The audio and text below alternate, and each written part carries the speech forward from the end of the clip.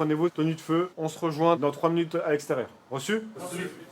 Dans quelques mois, ces 12 jeunes volontaires enfileront leur tenue de sapeurs-pompiers professionnels.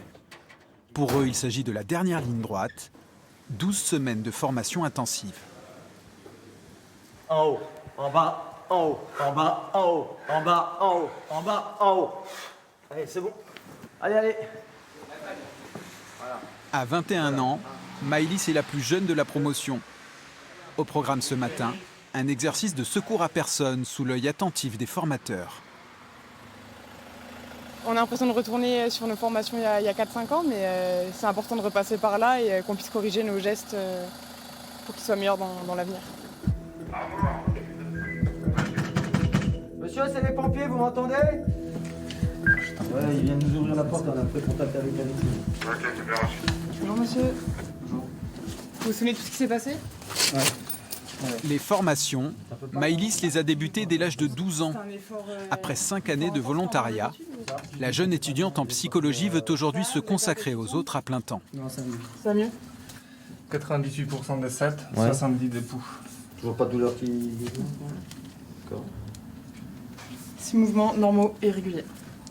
Pendant les 4 ans de formation, on crée un lien avec nos coéquipiers à qui on apprend les bases et on avance tous ensemble et ça crée vraiment une cohésion et tous ensemble on se sent dedans, on se sent bien et on a envie que ça en devienne notre profession et c'est pour ça qu'aujourd'hui c'est un aboutissement. Sapeur-pompier, un métier reconnu pour ses valeurs et une vocation dans l'air du temps. Depuis quelques années, l'école de la caserne de Dijon-Nord voit arriver dans ses rangs de nouveaux profils, jeunes et moins jeunes.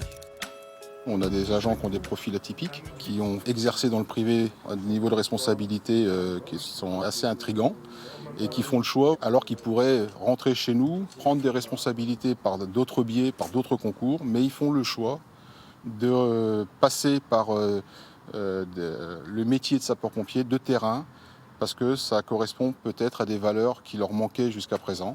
Donc oui, je pense qu'aujourd'hui, le métier de pompier fait toujours rêver. Donc là, la situation.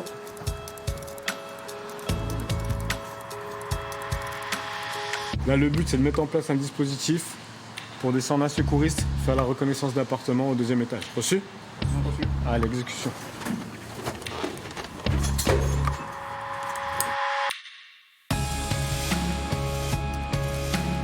Du mou!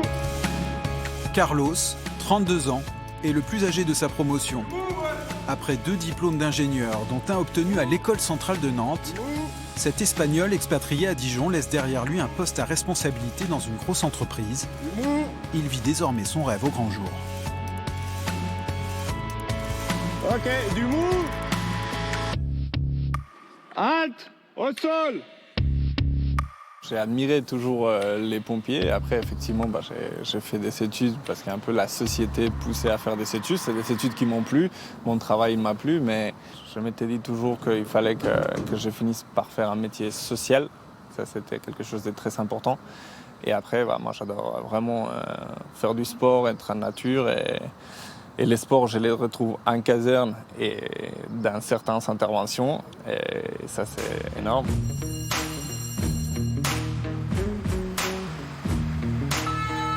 Les incendies de cet été ont rappelé le rôle essentiel des sapeurs-pompiers et de leur engagement. Pour renforcer l'attractivité du volontariat, l'État adopte des mesures de revalorisation. Un geste de reconnaissance pour un métier de cœur au service des autres. Cette année, 24 nouveaux sapeurs-pompiers professionnels rejoindront les effectifs en Côte d'Or.